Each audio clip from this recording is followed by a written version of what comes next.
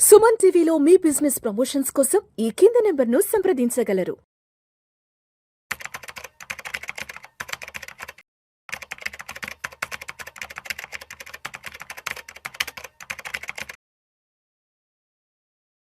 గిరిబాబు గారు నమస్తే సార్. నమస్తే అండి. Welcome to Vishnu talks Giribabu thank గారు. యూ. సో గిరిబాబు గారు, నా ఫ్రెండ్ ఒక అతను ఇందాక వాట్సాప్ స్టేటస్లో ఒక చిన్న కొటేషన్ పెట్టుకున్నాడు, ఫైనాన్స్కి సంబంధించి, ఫైనాన్షియల్ ప్లానింగ్కి సంబంధించి. మీ అదే ఫ్రెండ్ నా ఫ్రెండ్. ఇంట్రెస్టింగ్. బట్ అది ఎందుకో చాలా అట్రాక్ట్గా అనిపించింది, నిజంగా హార్ట్ని టచ్ చేసింది ఆ వాట్సాప్ స్టేటస్లో ఉన్న ఫోటో. సరే నాకు పంపించమని అడిగాను, తనే పంపించాడు. అది కూడా నేను నా వాట్సాప్ స్టేటస్లో పెట్టుకున్నాను. Making money is a skill, maintaining money is a discipline, multiplying money is an art అంట. యా సో ఇంకొకసారి చదువుతాను ఆడియన్స్ కోసము. యా చదవండి. Making money is a skill, skill. Maintaining money is a discipline, multiplying money is an art అంట. So exactly. అంటే ఈ అందమైన కొటేషన్కి so మీరు ఎటువంటి నిర్వచనం చెప్తారు? అండ్ ఒక్కసారి తెలుగులో కూడా మాట్లాడుకుందాం. సో డబ్బుల్ని సంపాదించడం అనేది ఒక నైపుణ్యము, maintaining money is a discipline, అంటే డబ్బుని సరైన విధంగా నిర్వహించుకోవడం అనేది అదొక డిసిప్లిన్, ఒక పద్ధతి. Multiplying money is an art, అంటే డబ్బుల్ని రెట్టింపు చేసుకోవడం అనేది ఒక కళ అంటూ కూడా. సో దీనికి తెలుగులో అర్థం వస్తుంది కాబట్టి సో మీరు దీన్ని ఎలా నిర్వచిస్తారు? అంటే డబ్బుని సంపాదించడము ఒక నైపుణ్యం, సంపాదిస్తున్నాం, దాన్ని డిసిప్లిన్గా మెయింటైన్ చేయాలి. అలా మెయింటైన్ చేస్తే అంతే ఉంటాయి. అలా కాకుండా దాన్ని మల్టిప్లై ఎట్లా చేయాలి? మల్టిప్లై చేస్తేనే కదా ఆ సంపాదించిన సంపాదనకి ఒక సంపదగా మారుతుంది. అది మనం సంపాదిస్తున్నాం సంపాదన, అక్కడితో వచ్చిన తర్వాత దాన్ని సంపదగా మార్చాలి. ఆ సంపదగా మారుస్తేనే ఆ సంపద మనల్ని ఎలివేట్ చేస్తుంది. మనం అవునన్నా కాదన్నా ఇవాళ ప్రతిదీ కూడా డబ్బు చుట్టే తిరుగుతున్నాయి కదా. సో చాలామంది డబ్బు కంటే విలువైన చాలా ఉన్నాయి, డబ్బు కంటే ప్రేమాభిమానాలు ఉంటాయి, అవన్నీ కరెక్టే. బట్ డబ్బుని తీసేసి చూడండి, అందులో సున్నా ఏముండదు. కనుక అవునన్నా కాదన్నా మనీ చుట్టే ఈ ప్రపంచం తిరుగుతూ ఉంటుంది. మనీ ఏం చేస్తుంది అంటే అమ్మా నాన్న మధ్య గొడవ పెడుతుంది, ఫ్రెండ్స్ మధ్య గొడవ పెడుతుంది, భార్యాభర్తల మధ్య గొడవ పెడుతుంది, బ్రదర్స్ మధ్య గొడవ పెడుతుంది. ఆ మనీ ఎన్నో పనులు చేస్తూ ఉంటుంది. కనుక దాన్ని సంపాదించడం అనేది అందరి వల్ల కాదు. ఇప్పుడు మీరు సమాజంలో చూడండి, 90% ఆఫ్ పీపుల్ వాళ్ళ లైఫ్ స్టైలు, వాళ్ళ ఎదుగుదల అలాగే ఉంటుంది. ఇప్పుడు ముఖేష్ అంబానీ ఒకడే ఉంటాడు, అదాని గ్రూప్ ఒకటే ఉంది. ఇలా మీరు ఇండియాలో రిచెస్ట్ పర్సన్ అని తీసుకుంటే కనుక, మనకి ఇండియాలో ఉన్న మొత్తం సంపద కనుక తీసుకుంటే, ఈ సంపద అంతా ఒక 10 నుంచి 15, మ్యాక్సిమం 20% ఆఫ్ పీపుల్ దగ్గర 80% ఆఫ్ సంపద కాన్సన్ట్రేట్ అయి ఉంది. 20% దగ్గర 80% సంపద కాన్సన్ట్రేట్ అయి ఉంది. 80% దగ్గర 20% సంపదే ఉంది. Sorry for the interruption. మీరు ముఖేష్ అంబానీ గురించి చెప్పారు కాబట్టి, ముఖేష్ అంబానీ, అనిల్ అంబానీ ఒకే కుటుంబంలో పుట్టారు. బట్ ఈ మనీ డిసిప్లైన్ విషయంలో, నిర్వహణ విషయంలో క్లాసిక్ ఎగ్జాంపుల్, ఇంకా అంతకు మించిన క్లాసిక్ ఎగ్జాంపుల్ ఎక్కడా దొరకదు అంబానీ బ్రదర్స్ విషయంలో. ముఖేష్ అంటే క్యాష్, అనిల్ నిల్. ఎగ్జాక్ట్లీ, అయిపోయాడు. ముఖేష్ క్యాష్ అక్కడే ఉంది. అవును, అనిల్ పేరు నిల్ అయిపోయాడు. సో అది మనకు ఒక క్లాసిక్ ఎగ్జాంపుల్ కదా.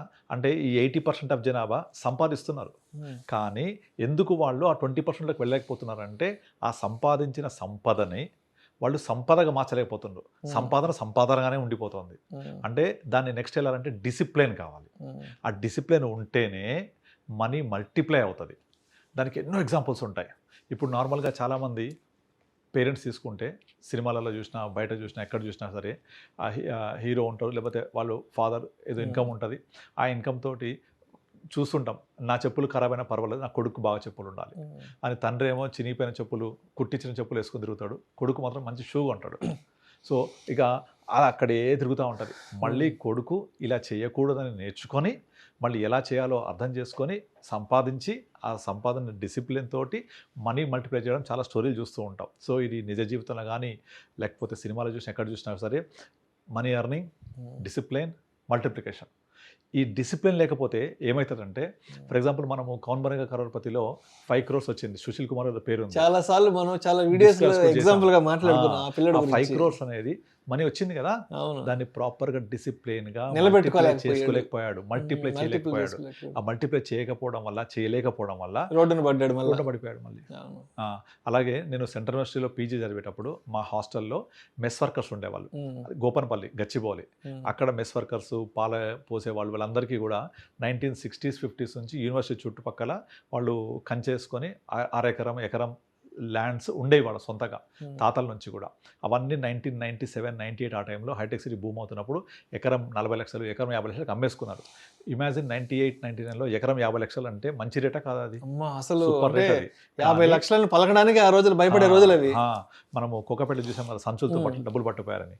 కానీ అలా సంచులతో డబ్బులు పట్టుకుపోయిన వాళ్ళు కానీ, ఇలా కూరగాయలు అమ్ముకునే వాళ్ళు, మా మెస్ వర్కర్స్ కూరగాయలు కోసేవాళ్ళు, మెస్ వర్క్ చేసేవాళ్ళు, వీళ్ళెవ్వరు కూడా ఆ సంపాదించిన ఆ 50 లక్షల్ని ప్రాపర్గా డిసిప్లిన్గా ఇన్వెస్ట్ చేయలేదు, మల్టిప్లై చేయలేదు.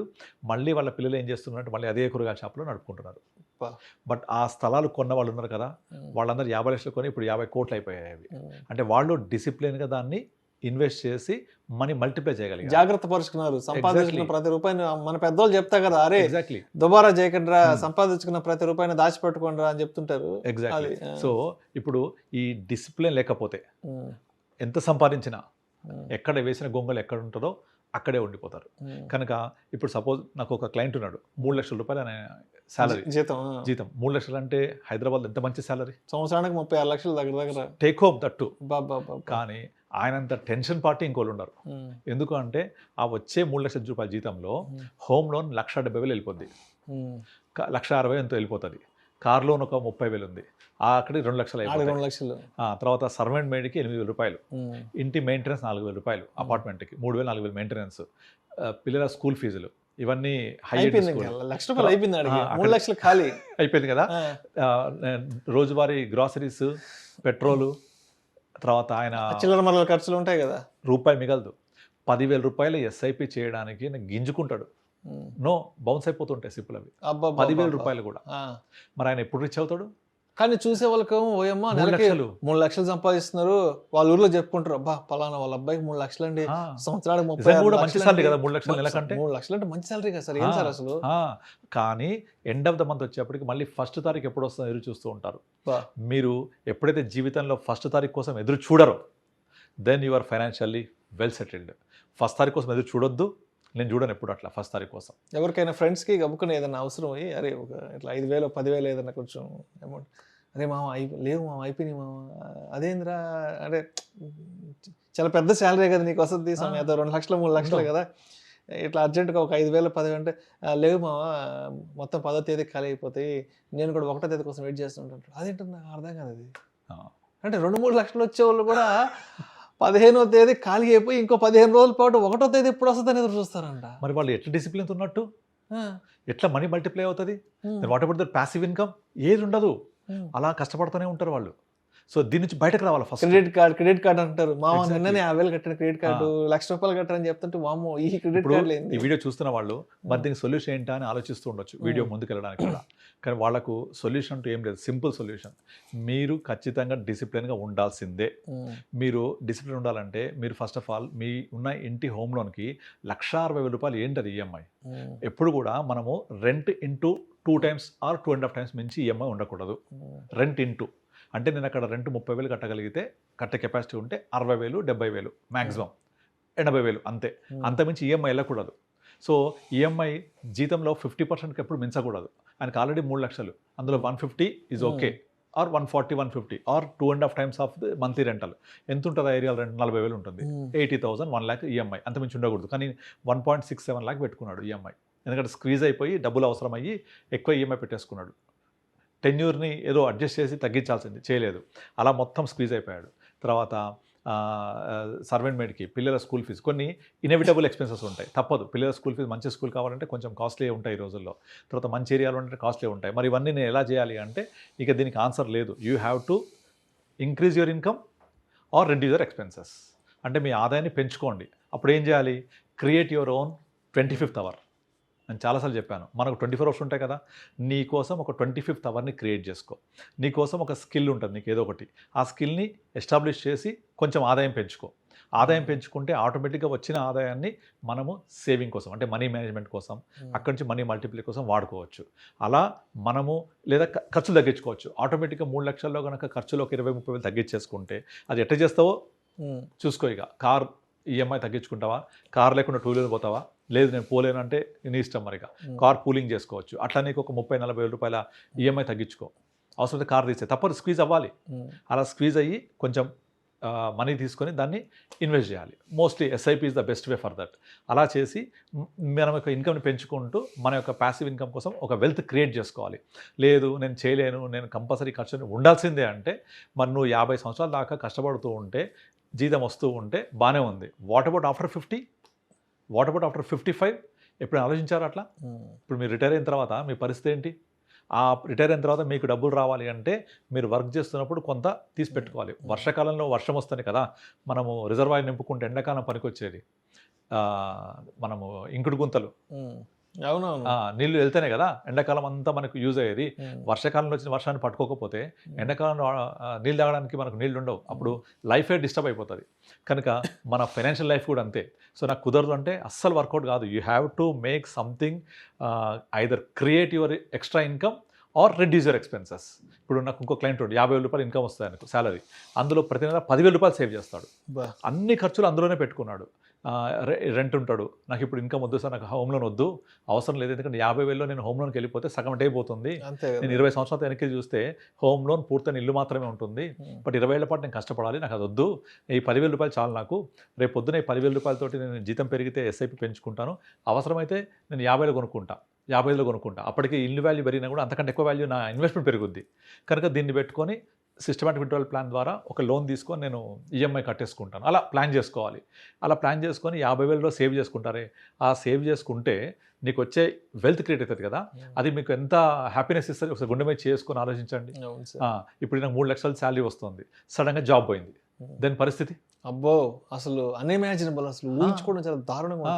ఈఎంఐ ఎవరు కట్టాలి, పిల్లల స్కూల్ ఫీజు ఎవరు కట్టాలి, ఇంట్లో మెయింటెనెన్స్ ఎలా, ఏదైనా మెడికల్ ఎమర్జెన్సీ వస్తే ఆ టైంలో హెల్త్ పాలసీ ఉంటుంది అనుకోండి, అది వేరే విషయం. అంటే ఉద్యోగం పోయింది కదా, ఉద్యోగం పోయింది, ఉద్యోగం పోతే లేదు హెల్త్ ప్రాబ్లం వచ్చింది, ఎట్లా? ఉద్యోగం ఉన్నంతసేపు ఓకే హెల్త్ పాలసీ నడుస్తుంది, కంపెనీ వాళ్ళు ఇచ్చిన ఏదో 3 లక్షలు 4 లక్షలు అంటారు. ఎవరికైనా ఫోన్ చేస్తే మంచి no our company already gave 5 lakhs అంటారు. ఉద్యోగంపై రోడ్డును పడ్డ రోజు నీ ఆ ఇన్సూరెన్స్ కంటిన్యూ అవ్వదు కదా. అంతే కదా, నీకు పర్సనల్ హెల్త్ ఇన్సూరెన్స్ ఉంటేనే అది కూడా ఎడిక్వేట్. ఒక 50 లక్షలకు 1 కోటి రూపాయలకు ఉంటే అది ఆ రోజు నీకు తీసుకోవాలి, తప్పకుండా తీసుకోవాలి, మంత్లీ పెట్టుకొని తప్పకుండా తీసుకోవాలి. అలా ప్లాన్ చేసుకుంటేనే మీరు చెప్పిన డెఫినేషన్ ఫుల్ఫిల్ అవుతుంది. సంపాదించి డిసిప్లిన్గా పెట్టుకొని మనీ మల్టిప్లై చేయాలి అంటే ఏం చేయాలి? వచ్చిన ఆదాయాన్ని ఏదో ఒక రూపంలో కొంత సేవ్ చేయాలి. ఒక థంబ్ రూల్ దీనికి, 85% or 80% is for the day, 20% is for tomorrow definitely will come. Tomorrow never comes అంటే కుదరదు. Tomorrow will come, you will get retire అయిపోయిన తర్వాత మీకు ప్యాసివ్ ఇన్కమ్ కావాలి. ఆ ప్యాసివ్ ఇన్కమ్ కావాలి అంటే ఇప్పటి నుంచి 20 రూపాయలు పక్కన పెడుతూ ఉండండి. దట్స్ ఆల్, అంతే. సో మొత్తానికి చాలా మంచి నిర్వచనం ఇచ్చారు. మీ అనుభవాన్ని మొత్తం క్రోడీకరించి ఎంతోమంది క్లయింట్స్తో మాట్లాడుతుంటారు. ఎప్పటికప్పుడు వాళ్ళకి సంబంధించినటువంటి ఆర్థిక అవసరాలకు సంబంధించిన విషయాలు మీరు ఎంతో మాట్లాడుతుంటారు. కాబట్టి నిజంగా making money is a skill, maintaining money is an discipline and multiplying money is an art అనే దానికి చాలా చక్కగా మీదైన స్టైల్లో చాలా చక్కగా తెలియజేసి thank you so much Giribabu. Thank you అండి.